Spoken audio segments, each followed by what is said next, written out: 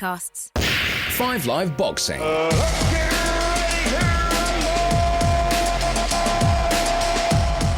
Welcome to 5 Live Boxing. I'm Steve Bunce, and this is a very special Commonwealth Games edition.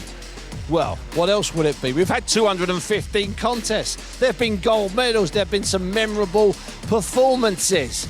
And I've spoken to some of the gold medalists, and we'll hear from them. Delicious Orie, the hero of the games, the 6'7" super heavyweight from Birmingham, and a couple of brilliant Scottish fighters, Sam Hickey and Reese Lynch, and a glorious winner from Wales, Rosie Eccles. Yes, there are tears everywhere. But it's not just about the Commonwealth Games. We hear from Michael Conner, who had a great win in Belfast on Saturday night. And during the week, a massive heavyweight fight was announced. Joseph Parker and Joe Joyce, we hear from them. And to make sure I don't forget anything, because there's a great danger of me forgetting something, I'm joined by Richie Woodall, and he won everything. That noise you can hear in the background is the music. Fans are still leaving this arena, nearly 5,000 of them. It's been an extraordinary 10 days of boxing, 215 contests, finishing about 30 or 40 minutes ago with Delicious Orie winning the super heavyweight title and continuing a very long tradition. Now, Richie, before we talk about all of the fights in general, just a quick thought on that last round from Delicious Orie, that last minute or so in his third round of the final there. Well, Steve, he lost the first round and then he wins the second round. But only just a second. Well, that's it. And then that third round, again, he's still really close going into the last minute. And it's probably the last 30 seconds, that last 30-second burst where, you know what, Steve, I said this. He slings him off. And oh, absolutely. And he can't hear the bell. He's got a Nigerian father and a Russian mother, but I'll tell you what, he showed true English bulldog spirit, mate. He fought toe-to-toe with a guy. And he had to. And that just convinced the judges. The crowd were on the feet. It was a sensational ending to the contest for him in terms of the noise from the crowd. And it's what was needed, Steve, in that last 30 seconds. And, that's got him over the line. It was a brilliant performance because we've got to remember, he lost the first round. It was a sensational 10 days. And the medal tally, and we'll go into this in detail, and we'll hear from different gold medalists, and we'll analyse it, Richie and I, in the next 30 or 40 minutes or so. The Northern Irish, 6 in the final, 5 gold medals. The Welsh, 3 in the final, 2 gold medals. The Scottish, their greatest ever return, 3 in the final, 3 gold medals. The English, 5 in the final, 2 gold medals. But as you found out when you were a light middleweight, as good as you can be, it's the super heavyweights that people love, Richie. You can get a Commonwealth Games gold. You can get an Olympic bronze medal. But as soon as the super heavyweight gets up in the morning, everyone wants to look at the super heavyweight. And that's what we did with Delicious. We fell in love with Delicious over the last 10 days here. He boxed 3 times in 4 days, and I thought he boxed brilliantly in all of them until perhaps the first round of the final. I caught up with him soon after, just after the medal ceremony, and there was emotion, and still 5,000 people in the arena. And I should have really congratulated him on winning gold, but I didn't. I had to ask him about that last 44 or 50 seconds of that final round. Look, I'll tell you what, it was the support. The support here is immense, and they really did carry me that last minute. You know, I knew I was down the first round. I knew that I had to, really seriously stick to the game plan. And I did, the last 2 rounds, my team, I say my team, the whole crowd here, my team. This is my team. This is your team. They dragged me on and they supported me all the way through. And honestly, that's why I was in tears at the end. Because it was them, man. I was looking around, I was like, wow, this is the support. So, We were all in tears, don't we? Richie Woodall was crying, I was crying, we were all screaming and crying. Let me put it this way. I've seen some men crowned, winning gold medals at Commonwealths and Olympics, but I'm telling you, hand on heart, look me in the eye, they've never had that reception or that much love. And I'm talking about guys that you know. I'm telling you, that's the truth. Look, I'm just coming here to replicate what Fraser Clark's done, what George Joyce has done.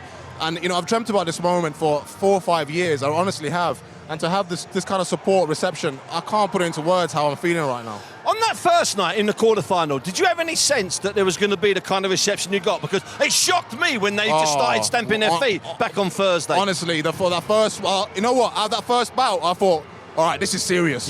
If this is how it's going to be like now, imagine in the finals.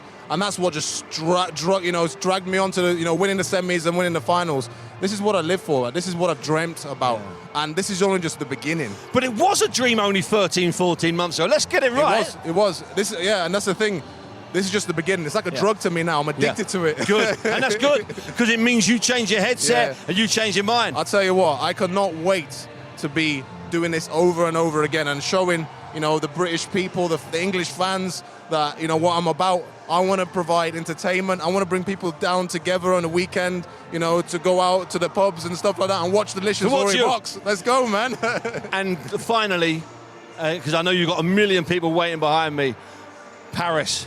That's what it's all about now. I know you've only just had the gold medal around your neck 15 minutes, but it's about Paris. That's it. Look, I started boxing 18 years old, 19 was when I first started. I seen AJ on the TV. I thought, I'm going to replicate this, all right? And I'm just replicating it. I have to say, though, I've got the one up on AJ because he ain't got a gold medal at the Commonwealth Games. I'm going to tell him that, actually, when I see him next time. I'll tell him next week. I'll tell him next week in Saudi. Yeah.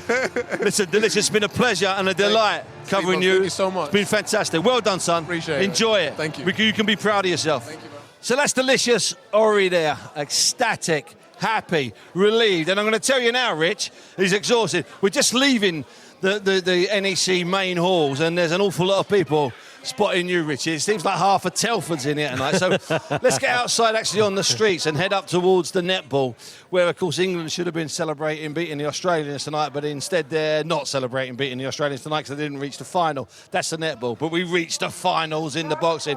Richie, Delicious Orie, first round, a bit cautious. Second round, he manages to nick it. Third round, he guts it out and brilliantly wins that last minute.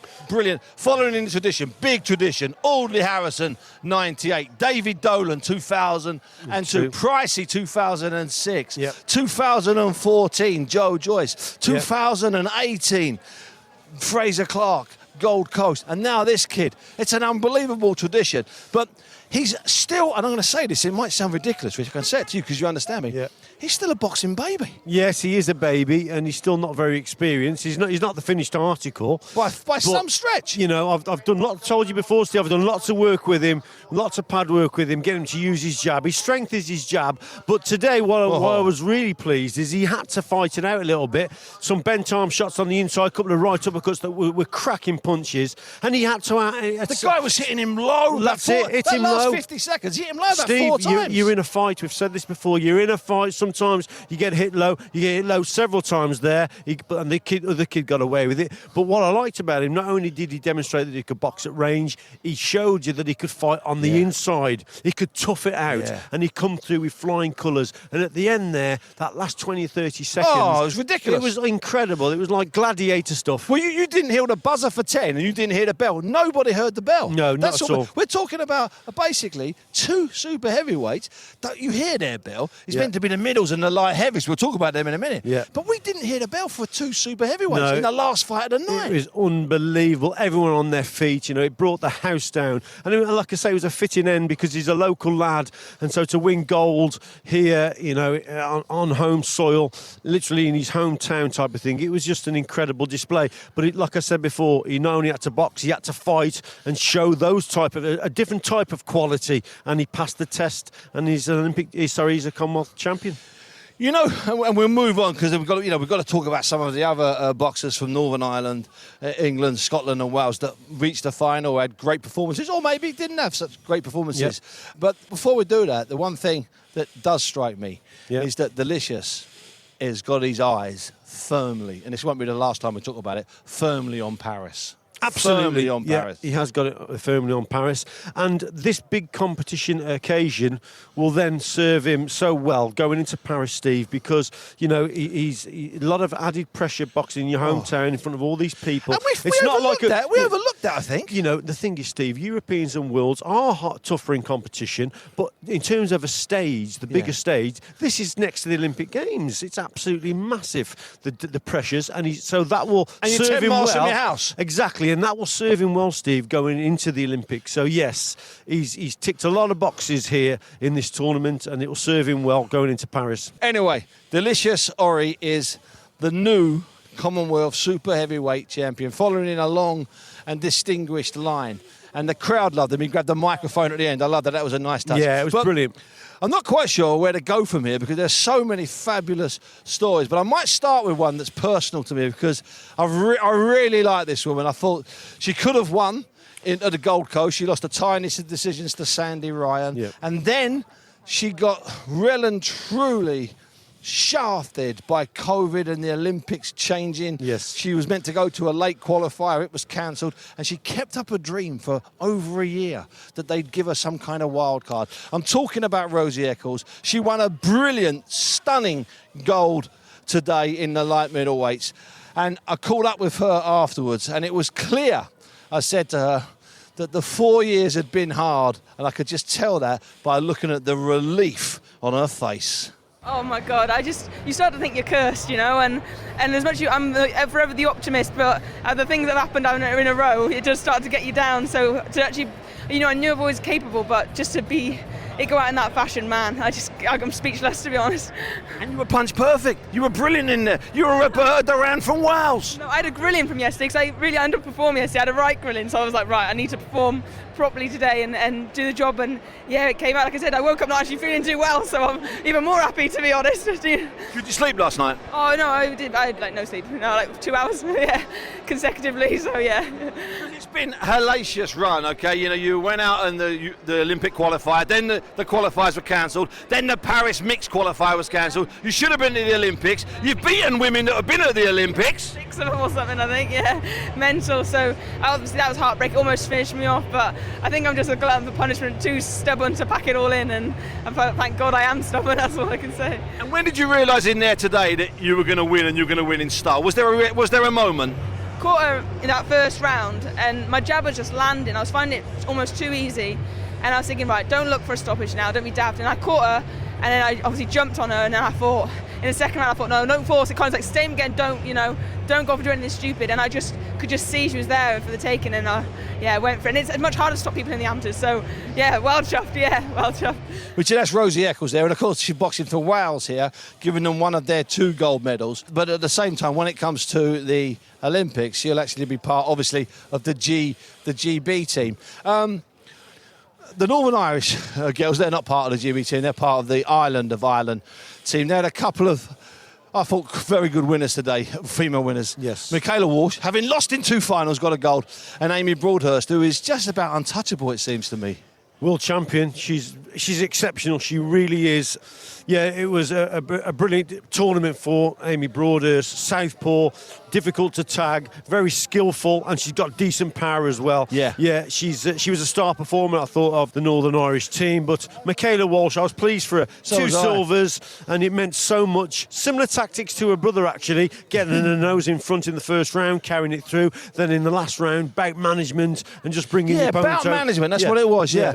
Keeping it playing safe. So yeah, I was really pleased for Michaela Walsh. Thoroughly deserved. 3rd time lucky. She gets the gold. And obviously opposite Amy tonight was Jemma Richardson. Yes. At lightweight, and Gemma's won lots of youth titles, under 17, under 19, and she was against it tonight against Amy Broadhurst. She was against but it. she was competing. Oh, mate, I seen her afterwards. I give her a massive hug, and I said, Gemma, you've done us proud here, because she's had a few bad injuries, Steve, and she's been up against it. Heard. So fair play to her. She kept believing. We kept working with her. Spent a lot of time with her, and she just performed. I thought she performed really well. She did as well. Because she was never out of her depth. No, she was always competing. She was to the just end. losing. Exactly. You know what struck me, Rich, and I'd like to hear what you think about this.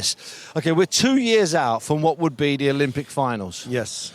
That's 2 years for 21-year-old Jemma Richardson to develop. She only turned 21 on the quarterfinals day on Thursday of last week, and that's 2 more years. That's 2 more years for Amy Broadhurst to stay motivated. Yeah. You know what I mean by that? Sometimes Absolutely. you get to the top, world champion, Commonwealth Games champion. Everyone's talking about how you're just going to walk the Olympics. All you got to do is show up with your passport. Yeah. Well, I'm just suggesting that might be a tougher fight in 2 years. I think it would be a much tougher fight in 2 years, and you've got to remember, Steve, as well, going into the Olympics, they will probably be seeded, and if Jemma keeps keeps improving. And Amy Broadhurst is obviously opposite sides. Yeah, be opposite sides of the draw, and then that could be an Olympic final. And yes, it will be a much tougher fight for Amy Broadhurst because you're going to have 2 years of Europeans, of worlds that Jemma will go into, and she'll just keep improving. Like I said, I give it a big hug and I say, you've done us proud. Get back into Sheffield. Let's keep working. Let's keep looking forward, and she'll improve. And she's got her eyes set on Paris now, and she'll still only be 23, just 23, just you know? 23. Yeah, exactly. In fact, she might even go there at 22 and turn 23 out there. We can't do a full shopping list of all of the boxers. It just would be ridiculous. The pod would have to be a 5-parter. But just a quick fall on Demi Jade Retson, who lost to one of the 2 brilliant Indian female gold medalists. I thought she tried her heart out, and we're going to hear from one of the Indian gold medalists a bit later in the show. They're sensational, aren't they? Yeah, the Indians have proved so much, Steve. They've got such a good team. Not only the men's team, but the women's team as well is a very good team indeed. And she come up against a very good opponent, tall, rangy. So she had the physical advantages, the Indian girl. And, Demi, she tried everything to get to it. It just wasn't to be. But again, a Commonwealth Games silver is a really good effort and a great achievement for Demi Jade Retson. Now, if you can sense a lot of noise and movement around us, I think it's because for about the 3rd night running, I've managed to time my exit perfectly with about 15,000 netball fanatics leaving. I have no idea if Australia beat Jamaica, but I know one thing. The atmosphere here, walking along, is quite ridiculous. Yeah, it's great. It's a bit tricky now because we've got to try and exit this arena to the left. If we can exit towards the left, then we can get off where it'll be a little bit quieter through the car park. Now, Rich, before we move all the way through and talk about the Scottish and then talk about things in general, I want to mention one fighter to you. Go on. And I want your reaction. 19 years of age. Yeah. Australian middleweight, Callum Peters. I know. When we're going to hear from the man that beat him, Sam Hickey, in today's middleweight final. But what a talent that kid is, Richie. I sincerely hope that he stays amateur for a couple of years, because that'll be the big problem, in my opinion, that someone will get to him. People are grabbing him now. Yeah, exactly, and get him to turn pro, because he is a crowd pleaser. Yeah. Short to mid-range boxer.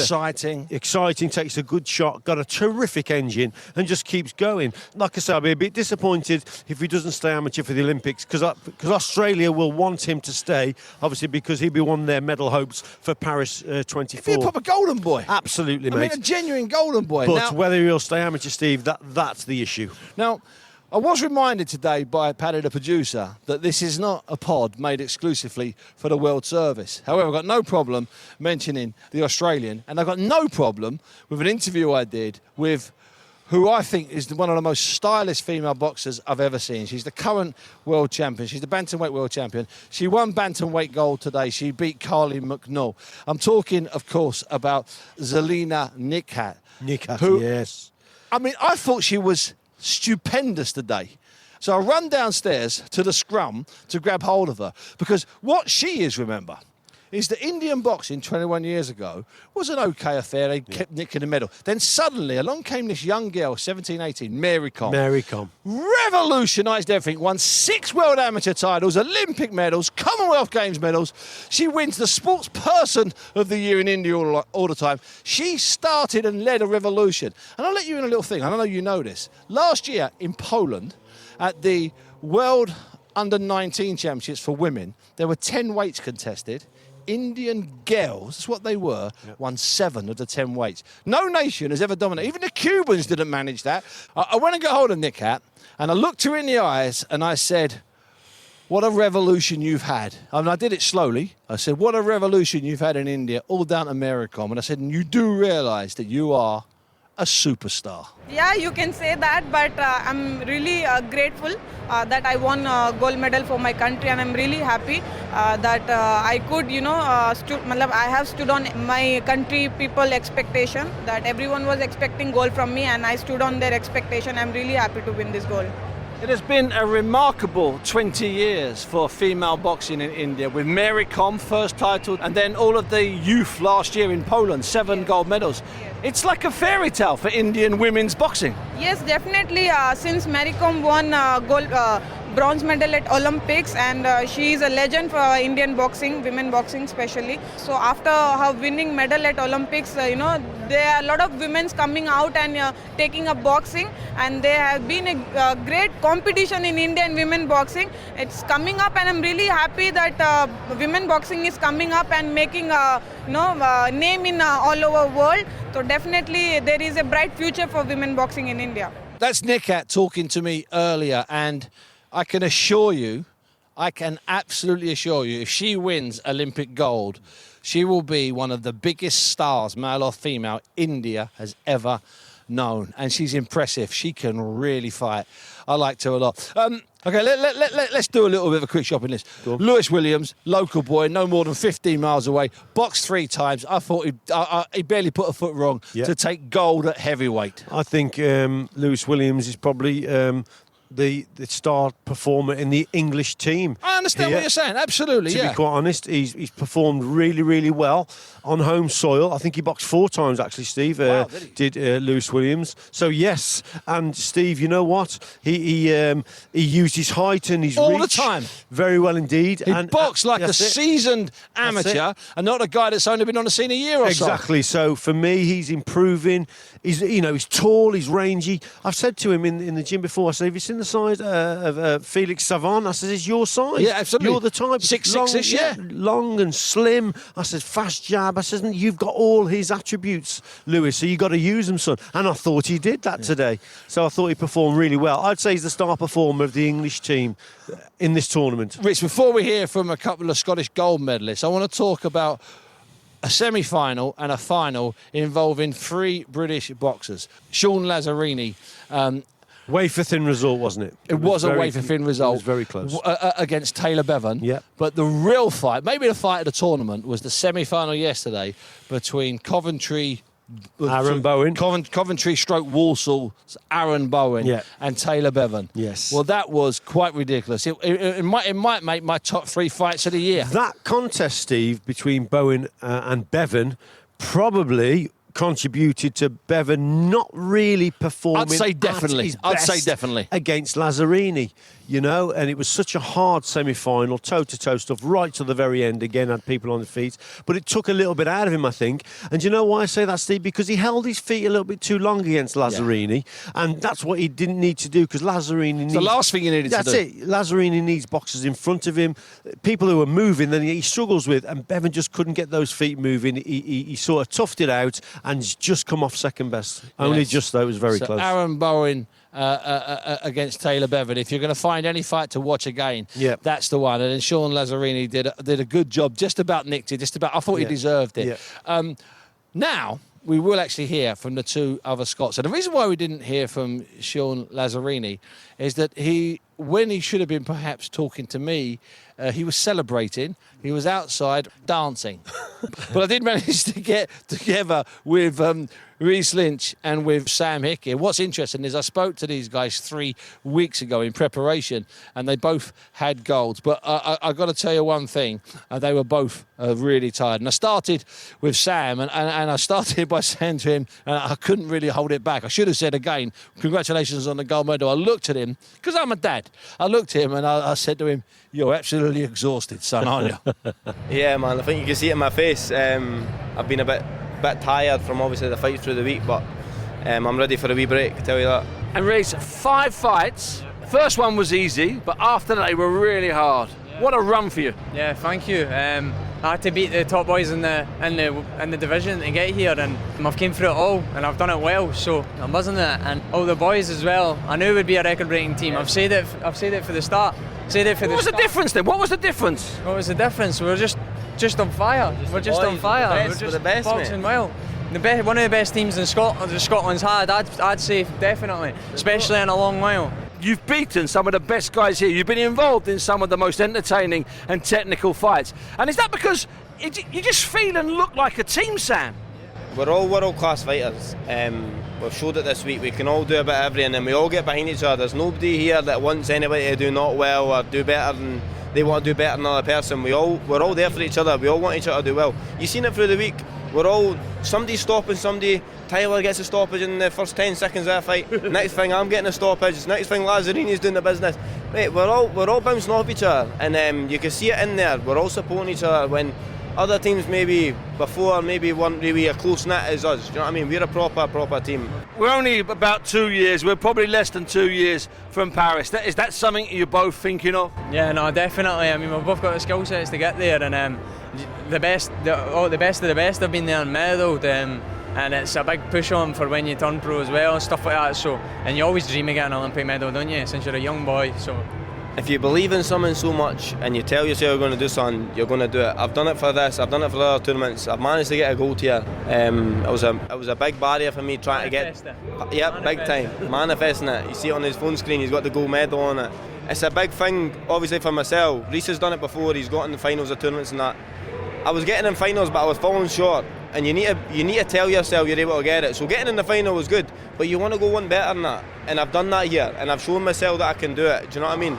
For myself, we know we can box, we know we can fight, but it's going to that next level and not just believing in yourself, but actually doing it. That separates like the elite fighters from the top fighters. You could hear it in Lynch's voice and you could hear it in Hickey's voice. First of all, Hickey, it was great today because he beat Callum Peters, the really good Australian. But in the semi-final, when he came up against England's Lewis Richardson, a repeat of a semi-final from earlier this year in Armenia at the European Championships. That he lost. I thought he was exceptional yesterday. Yeah, because the psychological advantage going into the Lewis Richardson fight is with Lewis Richardson because he's obviously got a victory over Sam Hickey, so he's got to overcome that. But he got his tactics spot on. He fought with the old eye of the tiger stuff. He was in Richardson's face and he brought him over that front foot because they know each other so well. They've done so many rounds of sparring, so it's a classic case of who can draw the other one's lead and then come back with a fast rear counter. And that's what happened. And he caught him with a cracking shot, I think, at the end of the first round, where Richardson just lost his shape a little bit and started to have a little bit of a choker. Up until that point, Richardson was boxing pretty good. Sensible. And then he took a few risks where he comes a little bit square. No, he didn't need to take, Steve. He comes a little bit square, tries to take Hickey on, and Hickey catches him with a cracking right hand at the end of the first round. Yeah. And he was probably not recovered going into the second round and thought, eye up a bit. And then what happened then was Hickey then dragged him into another toe-to-toe battle. And I think Lewis Richardson again made the mistake of thinking, right, I've been caught with a good shot. I've got to even this up. Yeah. I've got to dog it out a little bit, and then gets caught with an absolute belter. Yeah. I felt for Lewis. The wrong choices. He made the wrong choices. And you know what? At this level and at that level, where you're talking about men that have won European silver medals and men that are going to go on and compete for medals at the Olympics, it's those fractions of seconds. It's those tiny, little wrong choices. Because if Lewis Richardson had stuck to his game plan of boxing nice and neat and tidy, not making no mistakes, not coming over the front foot, it could have ended up being a frustrating fight for Sam Hickey trying to land his shot. But he dragged Richardson in and caught him with the better punches. So fair play to Sam Hickey. It was a great performance. If it seems like it's a bit quieter, we've walked about a mile. We're now in the edge of a car park at the edge of a hotel, and there's a massive queues of cars leaving the netball and, of course, leaving from the boxing. Reese Lynch, 5 fights to win a Commonwealth Games gold medal. That's like something from the old school. Don't ever tell me it's easy these days when you've got to fight 5 times, including the early list of boxers he went in with. He went in with the top Indian. He went in with Jonas. He went in with the defending champion. Great fighter. Who's a really strong kid. The name of the game with Reese is to frustrate the opponent. Has his hands very low, very relaxed and elusive on the outside, but it's effective. He picks and pokes with his jab, brings the opponent over the front foot. Then he comes back with fast counters. Then he moves off to the side. He's a clever kid. Yeah. He's a frustrating boxer to box against if you allow him to get into a rhythm. But it's effective, Steve. And again, I like it because it's judge friendly. You can actually see him score, clear shot, and then he's back. So it's judge friendly, and again, he's looking in good shape for Paris. I've got to just point out the Scots. This was their greatest ever gold medal haul. They managed 2 a couple of times. They had 3 finalists back in Edinburgh, didn't have any winners. They had 2 golds in 2014 with Charlie Flynn and, of course, Josh Taylor. And part of that is because after the Commonwealth Games in the Gold Coast, where I believe they only had 2 bronzes, it was a bit disappointing for them. And plenty of guys that should have maybe got close to medal didn't. I mean, allegedly, well, not allegedly, I'm telling you it happened. There was a riot act was read. And Craig McAvoy, the senior coach, He put some stuff in place, and it was it's a new look Scottish side. They feel like a squad. You heard them talking there. They feel like they're a squad. Yes. And I think Craig McAvoy and his team of coaches need to take a lot of praise for Scotland's greatest medal haul. I want to talk a little bit about guys who we fancy they're going to win a medal. Yeah. And the reason why we fancy they're going to win a medal is because we know their form. So going into this, there was Bradford's light middleweight European champion. Only the 3rd man in nearly 70 years from England to win a European title. He was going into this, and he had a natural rival in the Welshman, Goran Croft, one of the 2 20-year-old twins who he'd beaten in the final of the European Championships. But there was another guy floating around from Belfast, Aidan Walsh. Yeah. An Olympic bronze medalist and one of the most difficult men to fight. But you still fancied that Harris Akbar would get to a medal. It didn't work out that way. No. He fights in the quarterfinals, if I'm not mistaken, or even earlier. He gets drawn against Aidan Walsh. It's quite amazing. Yeah, and amazing. It was a very frustrating sort of contest for him. It was perfect tactics from Aidan Walsh, who's boxed exceptionally well in this tournament, Steve. Again, he picks and pokes on the outside, nicks the first round, and then it's catch-up time then for the opponent. The opponent then has to come over the front foot. Harris did his best to restrain himself and tried to do it properly. Double jabs, long straight right hand, and he pushed him all the way to, I think it was a 3-2 split. It was very close, but Aidan Walsh, fair play to him. Tactically, the Northern Irish got it right on almost every occasion here. And then in the final, Aidan Walsh has to fight Goran Croft, one of the Welsh brothers. In the semi-final. Excuse me, it's confusing. You know what's confused me? I didn't want to say anything, but a moment ago you said Aidan Walsh, and as you said it, walking through that door over there was Aidan Walsh. Never. And he turned around and he said, that's why I gave a little wave, So I was a little bit thrown by the arrival, right on cue. I think Paddy Bay have organised him for an interview. He's probably sitting down at the bar organising a soft drink for all of us. So then in the semi-final, he gets Goran Croft. Goran Croft. And he just knows too much, Aidan Walsh. He's too wily, he's too smart, he's too slick. And I got the sense that Goran Croft wasn't happy with his performance. That's the sense I got. Yeah, I think you're probably right, Steve. Goran, again, tried his hardest not to overcommit. That's your problem when you're boxing Aidan Walsh. He seems to be an expert at boxing on the back foot and controlling the pace. Not everybody's cup of tea, but it's effective. No, it's not everyone's cup of tea, but it is effective the way he boxes. And he's got it down to a T. Yes. Picks and pokes with his jab. And if you look at Aidan Walsh, he always wins the first round. Yeah. That's really important. It's an old Cuban trick, that is. The Cubans always win the first round. Then you've got to chase them. Simple as that. With the Cubans, they bring you on to shots, but that's exactly the same with Aidan Walsh. He's on the outside. You've got to come over your front foot. He nicks a shot. And the more frustrated you get, the bigger the hole gets, and bingo. It all goes wrong. And then you're deeper and deeper in a hole. Deeper and deeper. Up and you're thinking, but I can get to this guy. I can hurt him. And Aidan Walsh is at the top going, but the problem is, mate, you've got to touch me first. Exactly. Yeah. I talked to John Conlon, and we're going to hear from Michael Conlon in a moment, who had a great win on Saturday night at the Odyssey in Belfast, and of course won this title back in 2014 up in Glasgow, beating Cash Ashfaq in the final. So we'll hear from Michael a bit later when I spoke to him. But I was talking to John Conlon, and he was saying, you know what? He said, Aidan Walsh isn't everybody's cup of tea. And in fact, sometimes I tell him, concentrate, get your hands a bit higher. Yeah. But he said it works, it's effective, and he's now become brilliant at it. Yes, absolutely. Yeah, brilliant at it. And I think if you look at the styles, similar styles here in this tournament, he's boxed the best. That style. Yes. There's no one better than Aidan Walsh in this tournament here. He's been the best boxer on that back foot, drawing the lead, hands down. Very, very frustrating to box against. But he wins, and he wins, Steve, really quite comfortable. And sticking with the sibling theme, and we will talk about Goran's brother Johan, because obviously he won a gold medal at welterweight. But Aidan's sister, Michaela, I know we mentioned her earlier on, but I think we maybe underplayed that.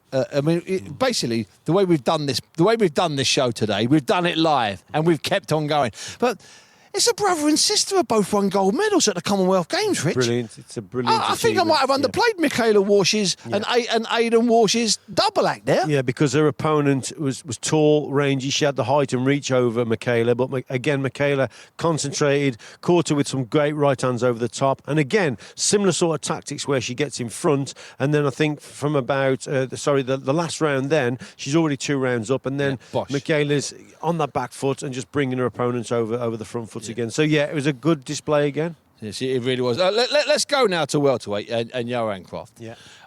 He was fighting, I'm going to read it exactly, I don't want to mess up. He was fighting a Zambian who people fell in love with in the semi-finals. Stephen Zimba. He dyed the top of his hair gold.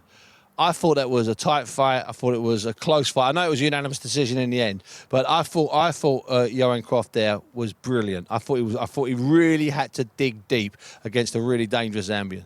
It was a brilliant performance from Croft because, again, there were parts of the contest where he had to box long and counter punch, but he had an opponent who just was dogged and determined, Steve. He would not go back. He would not go back and believed he could win. A person who believes he can win, he's a hard boxer to beat at the end of the day. So again, Johan not only had to box, he had to fight, he had to tough it out to win gold. But he did that again. He showed those qualities that he can box at range, but he can tough it on the inside as well. Okay, Rich, you're about to leave and go home, and it's been a long night. Well, once we've done the next bit of the pod, heard from Joe Joyce and then heard from Joseph Parker and heard from Michael Conlon. Don't worry, you'll be going home soon. But when you get home, you knock on the door, right? And your partner, Jane, she says, before you come in, Mr. Woodall, having been away for 10 days, you got to tell me your Commonwealth Games highlight and you've got 10 seconds, go. Delicious, you're not coming in. Delicious Orie. The last 20 seconds of the contest, he needed to put in a rally, and he certainly did. Everyone's on their feet. It's a sensational performance and atmosphere. That, for me, was the highlight of the Commonwealth Games boxing tournament. And Jane opens the front door and Richie goes inside. That's as simple as that. And that's the only way it can be. And Steve, I'll probably ask you the same question then. What will your other half, Jack, what will she say to you when you get home tonight, your highlight of the Commonwealth Games boxing tournament? It doesn't matter what I say, I got no chance. So what I do is I just use a ladder.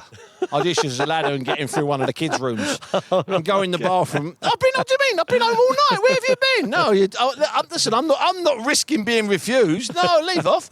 Anyway, that's neither here nor there. Stop digressing. I mentioned there, Rich, that I'd spoken to Michael Conlon. He fought on Saturday night at the Odyssey. Of course, his last fight, he was winning a fight on all 3 scorecards in a title fight against Lee Wood in Nottingham, and he was knocked out with about a minute left, quite dramatic if you remember. In fact, he landed in his dad John's arms at ringside. So the first fight after a loss like that, especially for your first loss, is going to be tricky. There's going to be demons out there. So when I spoke to Michael, I asked him about those demons, especially as I knew he'd had a particularly difficult last round against Mariaja.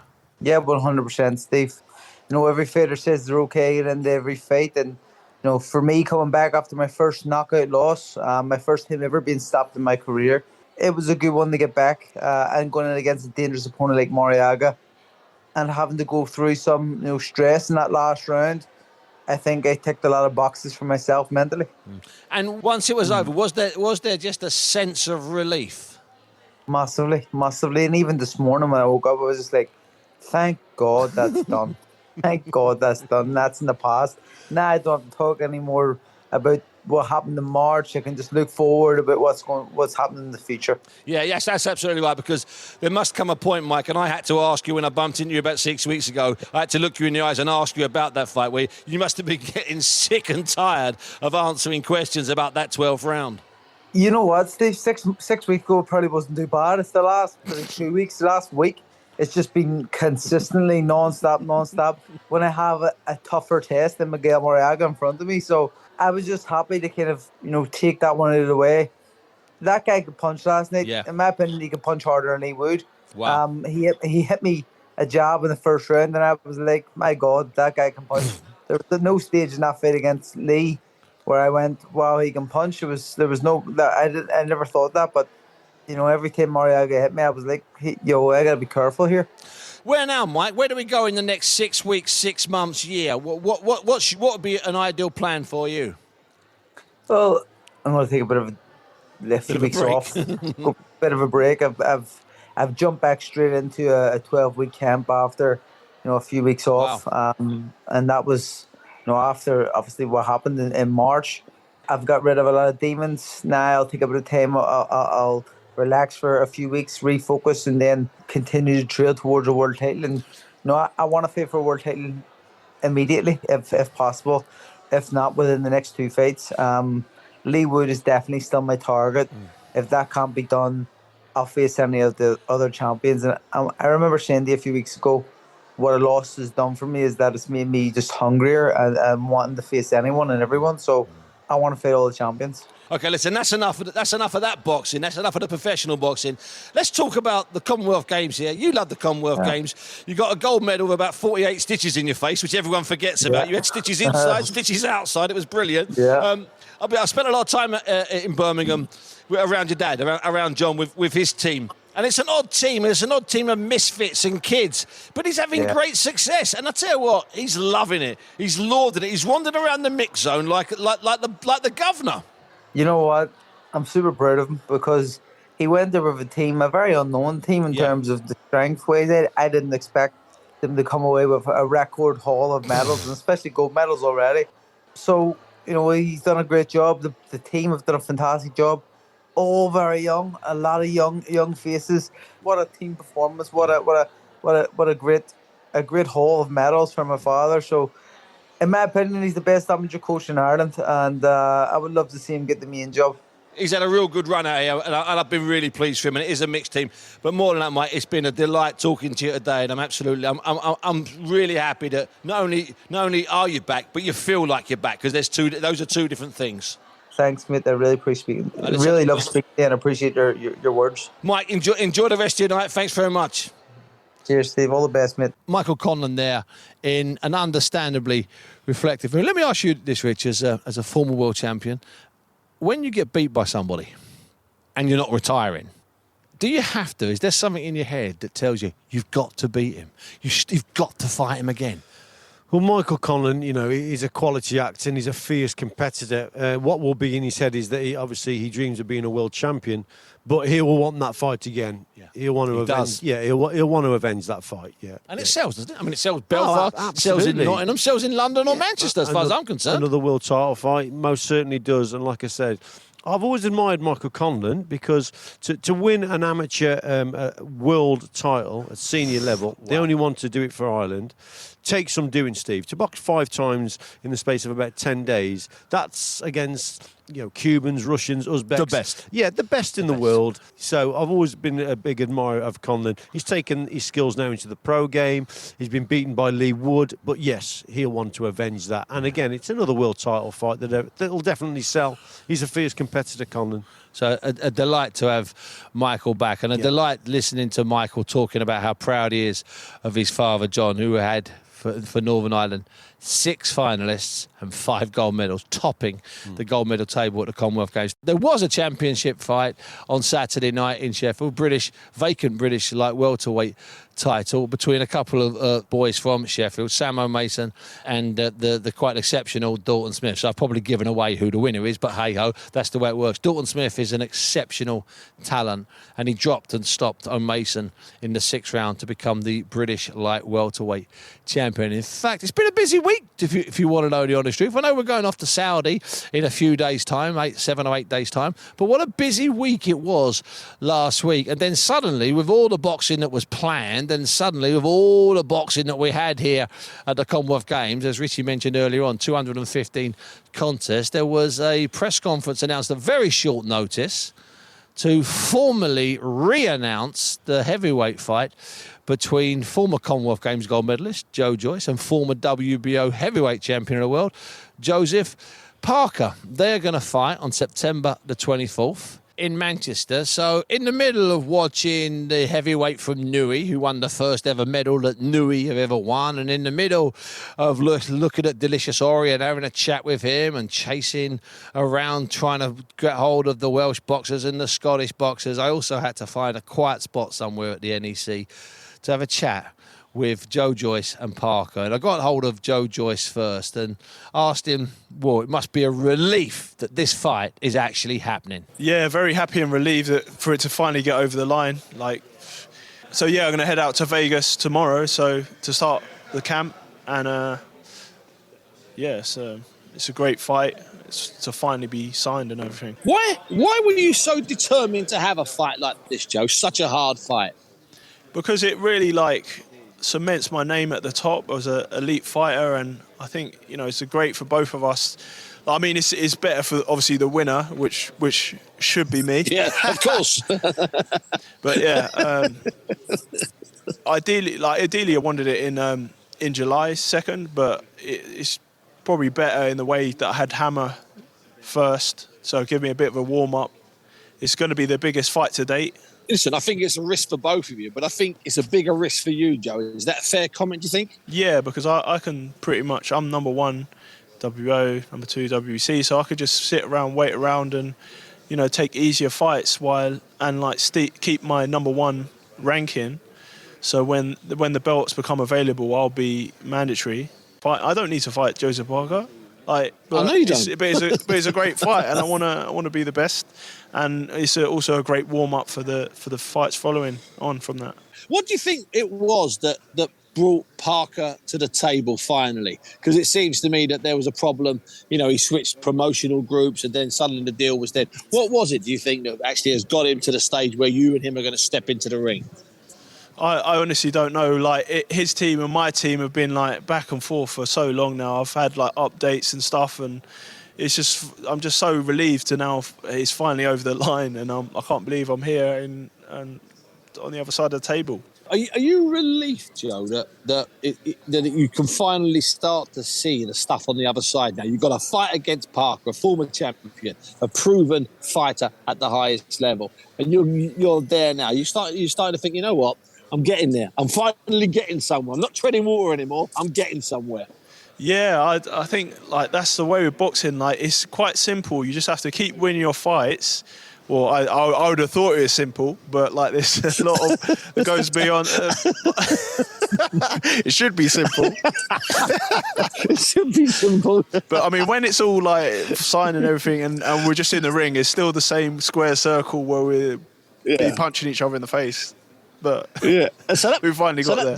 That part of it is the simple stuff, and that's the stuff that you excel at. So that's quite good. Obviously, back in whenever it was, back in April with Tyson Fury fighting at Wembley, and I got you and Parker together because we thought the fight was going to be announced. Now, obviously, the two of you, I've said at the time, you're both really decent human beings, and you're both good fighters. What sort of history have you and Joseph Parker had? I mean, have you been in the same gyms? Have you sparred? Have you crossed? Have you come across each other in different places? Yeah, when he used to train with Kevin Barry, obviously Guido Vinanello was training with Barry as well. So I went to their gym and met all of them and kind of hanged around. But so it's but obviously we didn't spar because it's no need to. Yeah.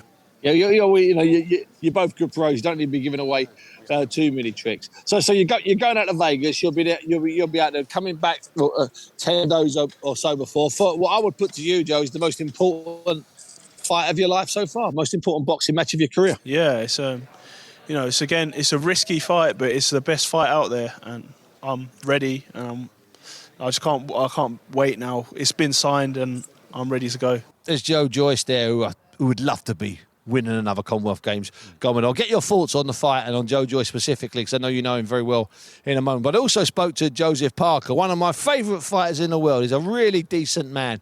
And I've not been sure where Joe is training at the moment. So I asked him straight off if he was still up in Morecambe, still in sunny Morecambe, and still training up there. Well, seems he is. I'm still based in Morecambe. At the moment, I have Anthony Presley, who's here from the US with me at the moment, cooking all the meals. Andy Lee's going to fly in next week, and then Andy's going to make a plan, for this fight and for Joe's style. And he's going to make a plan with the sparring partners, and it's all go. It's all go. Wow, that's serious. Joe, without giving away all the trade secrets, what happened to make it back on again? Because I was convinced 4, 5, 6 weeks ago that it was off. Can you give me a little bit of detail about why it's back on? quickly the terms weren't right for me with the Warren contract, and it kept changing. So Sky came into play. I signed with them. They made me their fighter, and then I said to Sky that I want the fight with Joyce. So they reached out and they've made it happen. You know, and now that I've signed with Sky, but I'm fighting on BT. So thanks to Boxer and Sky and David Higgins for the work that they put in to make this happen. This is a great fight. We're not meant to have fights like this at heavyweight, where two guys risk everything they've got and there's no world title at stake. Quite simply, Joe, why are you taking it? Why not? Listen, as a fighter, you want to fight the best fights out there. You want to improve. You want to show everyone how good you are. And if I fight someone that's ranked, not even in the top 10 or top 15, that's taking a step backwards. I've done the first fight with Chisora and it was okay. It was close. The second fight looked better. I want to improve as a fighter. I want to show people that I'm a dangerous mother. Yeah, because the mad thing is, which some people maybe have forgotten with you, even because it was a long time ago when you first won the world title, and then the AJ fight was even over 4 years ago, is that you're still what? You're still only 30, Joseph. Yeah, I'm still 30, and you're a baby. And my baby. Oh, wah, wah. You're a baby. You're a boxing baby still in heavyweight terms. I feel that I have a lot to give, and I am very grateful for the team that I have, and I'm very excited because Andy Lee has brought out a bit in me that you guys have seen a little bit of. Yeah. But there's more to bring. There's a lot more to bring, and this camp is gonna show it all, or show some of it anyways. Who's taking the bigger risk in this fight, Joe? You or Joe Joyce? I think we're both taking the same risk. He's been at number 1 for a long time, and I've been at number 2, number 3, moved up to number 2. So I think we're both taking a big risk here. But it's a risk that I'm willing to take. He's willing to take because we want to be the best in this heavyweight division. It sounds to me, Joe, that you're determined that when you actually do walk away from the sport, that you will know that you did not run away from anything and you did everything possible to be as good as you could be. But you didn't just do it by talking, you actually did it by actions. Is that a fair comment, Joe? I have said that I want to walk away from the sports, and everyone knows that I'm the fighter that never backed away from anyone and fought everyone. And this is and the same as Joe. He's wanted to fight everyone, so it's great that we're together now. Is this the sort of fight you'd go and see, Joe? Listen, if I was a fan of boxing, this fight is going to be a great fight. This is probably the best fight this year. Hey, listen, Joe, go safe. Regards to your family and everybody, and I'll speak to you soon. I'll come up and see you in Morecambe, Good to see you, Buncey. Good to see you. Joseph Parker, and before that, Joe Joyce there. And I'm going to pick up straight away on something that Joe Parker said there, Rich. And you could sort of sense the sort of question mark in his voice. He says there, and I know this, I've had a private conversation with him, Joe Joyce is number 1 WBO contender. He will get a crack at the winner of Alexander Usyk and Anthony Joshua in Saudi on August the 20th. And as Joe Parker said, why is he taking it? Now, I'll ask you, I know you know Joe Joyce, why is he taking it? Because Joseph Parker is extremely live. Let's get that right. I think Joe Joyce will think that if he beats Parker, he is definitely ready for the world title fight, Steve, because Parker's been a world champion and been in big, hard, long fights with lots of people. So I think it's a perfect fight for Joe before a world title fight. If he passes this test, he is most certainly ready. That's my take on it. I think deep down, Joe will probably think, I need a real big test before I go into the world title. And it is a real big test. Obviously, because to fight for the world title against either a Fury, a Joshua, or an Usyk, then you've got to have prepared well. And I think Joseph Parker, would be a severe enough test for Joe Joyce to answer that question. It's a sort of fight that I knew, even though I was at Wembley back in April when it was first announced and interviewed the pair of them, I thought, this is too good to be true. Then it fell out of bed and I thought, yes, it is too good to be true. And then it got called on at literally seconds' notice. In fact, Paddy, the producer, went along to the press conference, and the press conference was quite ugly and there was lots of shouting and screaming. But the two boxers, when I had the conversation with Rich, they just seem like they're ready to fight. Now, Richie, before we go, and just with one final word on the Commonwealth Games, as it gets a bit cooler here suddenly in the car park, I've got to ask you, Rich, have you got all of your kit ready for Saudi? Because you and I have been there before. We've been there when I led that herd of 6,000 camel. You remember? Through that wadi, across that desert, into that starlit sky. Are you ready, Richie Woodall, for Saudi? Because You're coming, and you're coming soon. Are you ready? Are you sorted? I am ready. I'm looking forward to it, but I'm looking forward, obviously, Steve, to the fight. I really am looking forward to the rematch and how AJ can adjust, or will he adjust. And I think he has got the beating of Usyk, but it's whether he gets his tactics right. I think it's a real severe test for him, in that if he doesn't beat him, I think AJ will probably be finished. And, you know, I love the bloke to bits because I've worked with him a long time in his Olympic cycle, so I do know him inside out. But I think if he loses again against him, I don't know where he's going to go from here. Yeah. So it'll be interesting to see if he can make those adjustments. I think he's up against it. I really think it's still a mistake that Rob McCracken is not part of the team. You know, if you look at Rob McCracken, his credentials, he lost with Froch and then got Froch back on to winning ways. And I was a bit surprised that they've sort of not... Well, yeah, he's not working with AJ on this fight. So I think that's a mistake.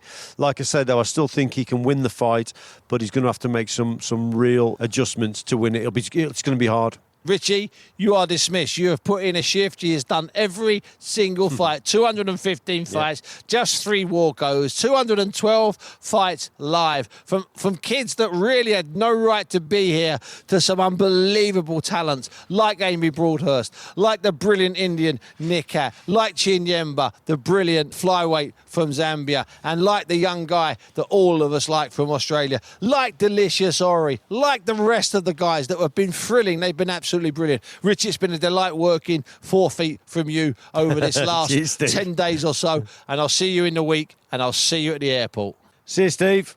It's always a delight to work with Richie Woodall, Commonwealth Games gold medalist, Olympic bronze medalist, European champion as a pro, Commonwealth champion as a pro, and then WBC super middleweight champion as a pro. Works with all of these fighters, has been working with them for 10 years.